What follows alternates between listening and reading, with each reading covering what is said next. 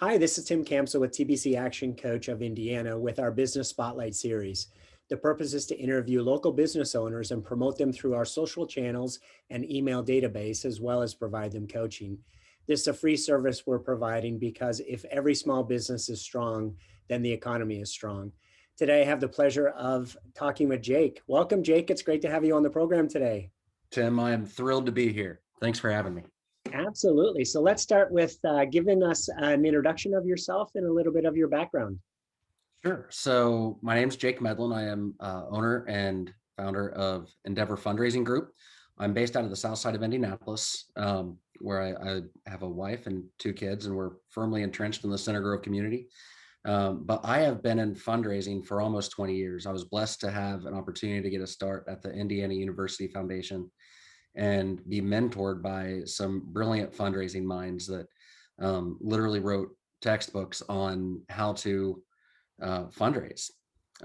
Everything from annual fundraising to major gift, principal gifts, estate planning, and how to run fundraising campaigns. And these guys have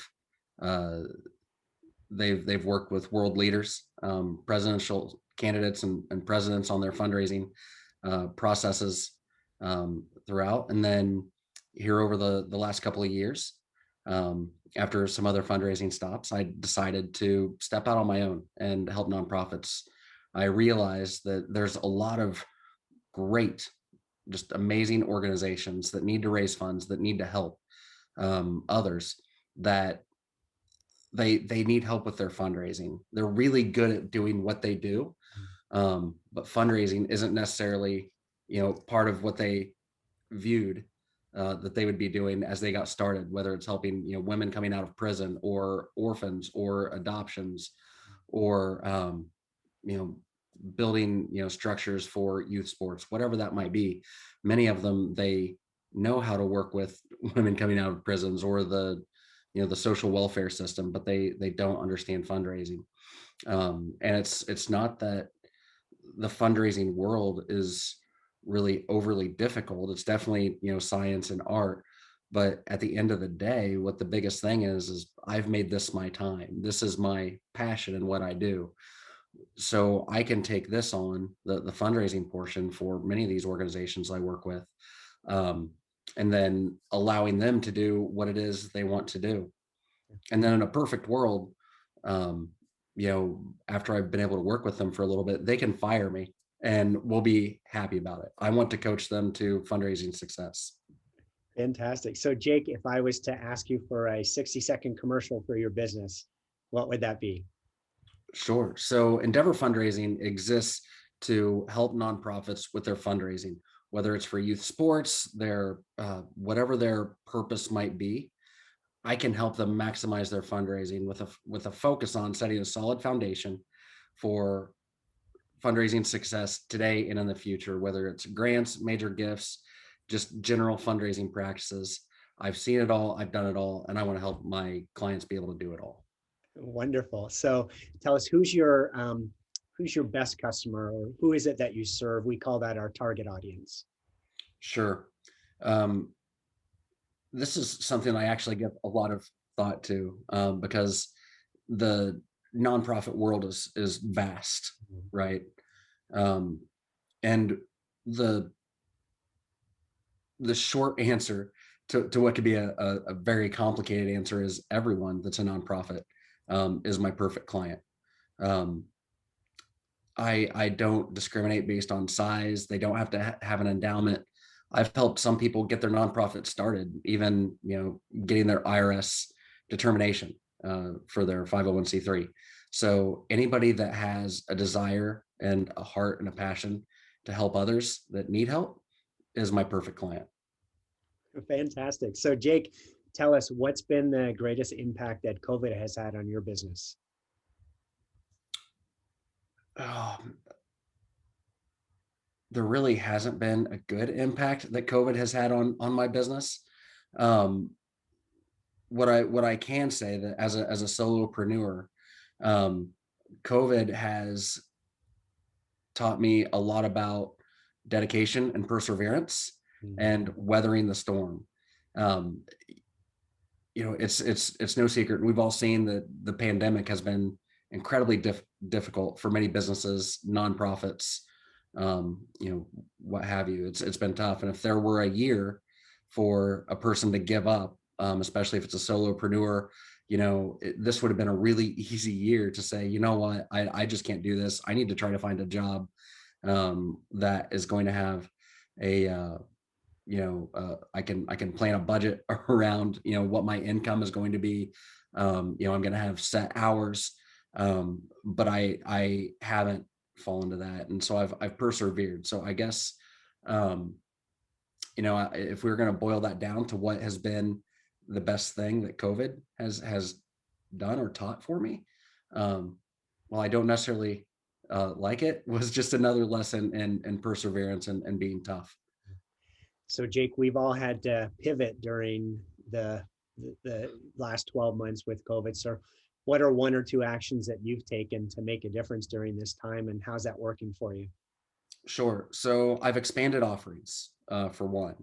When I first started, I was very much um, a not necessarily a gun for hire, if you will, but I was consulting. I was doing the active fundraising, and when I after that happened, when right after my contract let out, COVID hit, and so my first pivot, I think I pivoted like 3 or 4 times in the past year, but the first pivot I made was to be a coach. Nonprofits, by and large, were not hiring uh, contract fundraisers at that point in time. Many nonprofits were actually cutting their development staffs. So my first pivot was to coach executives on how to, or frontline fundraisers, how to maximize their fundraising in the climate that we were in. So very much more of a coach, instead of hiring me to fundraise, coaching them so to be a lower price point for them, but still be able to maximize and generate the revenues that they needed. What I quickly found out was that they didn't want to be coached. They didn't want to fundraise. They were literally, many of them were wanting to weather the storm just the same and live off of their endowments, live off of the annual funds that were still kind of trickling in. And that's fine. So then what I did was I expanded my offerings further to include grants, um, and writing grants, which wasn't something that I had initially intended to do at all. I've had success with writing grants in the past, um, but it was a service that I could provide in a way that I could help, and generate some activity with my nonprofit clients. Um, so those are probably the largest things, and I also changed my pricing structure a little bit, going from the industry standard, which is still very much where I prefer to be, but moving towards more of a commission or percentage based fundraising model, but to kind of appease the side of me that says I want to stick to the industry model, making sure that I have a cap on that, so that nobody would ever be paying more than what they would be paying for my high ticket services. If I were, pricing things out as an industry, fee based service, Got it. if you will. So, um, pricing structure, modeling, services, those are all, different pivots that I've made this year that have had, different levels of success for sure. Well, good for you for actually, putting changes in place and doing some testing and measuring. A lot of folks, especially in the beginning, kind of ducked their head in the sand and said, "Hey, this thing's going to pass over in a month or so." So you should feel very proud of yourself for the changes that you've made. Jake, here's an interesting question. It's been said that smart people learn from their mistakes and wise people learn from the mistakes of others. So what mistakes have you made along the way that you'd be willing to share to help other entrepreneurs learn from your experience? Well, how much time do you have, Tim? Um, so this the I've always said, for me, a lot of times failure has been my best teacher, or maybe experience has been the best teacher. I try really hard to learn from my successes so I can remember, okay, I need to do that again, or let's do more of that. But I would say that I've learned more from my mistakes. Mhm. Um, the probably two there were two mistakes that I made this year that I kick myself on when I go back and think about them. One was I I just royally screwed up uh, a sales call, and I called the organization by the wrong name. It was a very it was an honest mistake, but it was a mistake nonetheless that I think ended up killing me, Mhm. because the organization actually had a very similar name to a different organization, and luckily the during the call, the guy that I was talking to, or the gentleman that I was speaking with, he showed a lot of grace, and he kind of laughed it off. But at the end of the day, I'm sure I shot myself on the foot. So one, being focused and being prepared, Mhm. and not so much try to wing it. When you're in business for yourself, there's not a lot of room for error, especially when you need to close that client to be able to, I don't know, go be able to afford to go to Disney World this fall, right? Right. Um, so so there was that was a big reminder, was to make sure that I'm doing my best to be a Boy Scout and be prepared. Um, the second thing was um, to not have thin skin, Mm. um, which and be emotional about hearing the no's. Um, that's the one of the largest things. I've got some programs that are really pretty powerful for different organizations, primarily like youth sports, fraternities and sororities, anything that has a relatively decent membership size. And for instance, I had a group of 100. It was a group of 100 young men that, with this program, uh, they were the projected revenue for the first month was $30,000, and then with residual income and passive revenue over the course of the year, they were scheduled to make about $85,000 Mm. for the year. And this is just a group of 100 men. If they work what I was telling them to do, um, they would be able to do that, and they would have no money out of pocket. Um, but they decided not to do it because it sounded like too much work, and it really was not a lot of work. But you can't help that. And there were times where I was like, I've got this program that's going to help you, that can change. Like, this group was used to raising about $5,000 a year, and I was able to show them this opportunity for 80,000 plus, and that's being conservative. That's not being pie in the sky. That's a very realistic conservative number for them. Um, and they said no, and that's happened a couple of times Mm. throughout the year. And it's one of those deals where it leaves you banging your head into the table or the wall, and like, I'm here to help you. I'm sure as a coach you see this too. I'm here to help. And it's one of those things where um, it's I can understand if things are not always like the right fit or the right timing. Um, but it's awfully hard to emotionally let go of something when you have something, you have a skill set or a package or um, product that is going to change these people's lives Mm. for very little. So detaching myself emotionally and just kind of letting it go and moving on is kind of the one of the biggest lessons that I've learned, and mistakes, because there were a couple times, especially early on, when I would get so wrapped up in people telling me no when I had this great product that I think everybody should know about. Yeah. Um, and they were saying no. So, that held me back for a little bit, Yeah. and kind of took me to a dark place. So I was happy to move past that and kind of come to that realization. Well, we all go through those ups and downs. I appreciate your candor and transparency and sharing. I know that that will definitely help others who are listening to this. So, second last question here. We've got your contact information that we'll be sure to include when we post this interview. But is there anything else that we should include? Do you have any types of offers going on, or ways that people can learn more about how you might be able to help them? Right. So, yeah, for any nonprofit that comes to me and asks for help, one of the first things I will do is I'll provide a free fundraising program analysis.